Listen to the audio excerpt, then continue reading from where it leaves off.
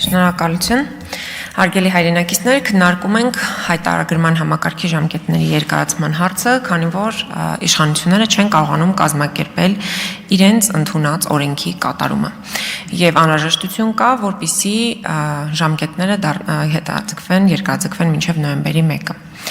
Ինչ խոսք, հայտարարագրման համակարգը հատկապես հանրային պետական պաշտոնյաների համար դա պարտադիր է եւ խիստ ցանկալի, ինչը որ կա եւ այդ ավանդույթը արդեն երկար ժամանակ հաջողությամբ չնայած ծրագրային խափանումների իրականացվում են։ Բայց այնուամենայնիվ անհասկանալի է այսօրվա դրությամբ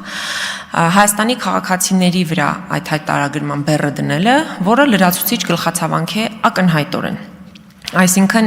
իշխանությունը լավ տեղեկացված չի, թե ով ինչպես է ապրում, որպեսզի սոցիալական ծրագրեր ճիշտ բաշխվեն, ասում են, չէ, միա դու արի հայտարարագիր լրացրու։ Ես ուզում եմ պատկերացնենք, էլի հիպոթետիկ, ասենք մեր Գեղարքունիքի մարզի փոքր Մասրիկ համայնքում։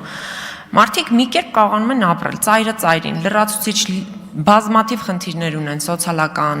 էլ չասեմ գյուղատնտեսական, բոլոր իրենց խնդիրների հետ զուգահեռ։ Հիմա մարդիկ պիտի նստեն հայտարարագիր լրացնեն, որ պետությունը հասկանա, թե մի պարկ ավել կարտոֆիլը երբ վաճառվեց, ոնց վաճառվեց, ես ուզում եմ հասկանալ դուք տեղյակ չեք, ինչի մարդիկ ոնց են ապրում, հատկապես մարզերում։ Այսինքն ինչ նոր ինֆորմացիա պիտի ստանա այս հայտարարագրման արդյունքում, որը չի ստացվել։ Եվ իրական նպատակի մասին, պարոն Պողոսյան, չկարողացա հարցս ձևակերպել։ Եթե ամեն ինչ այսքան լավ է,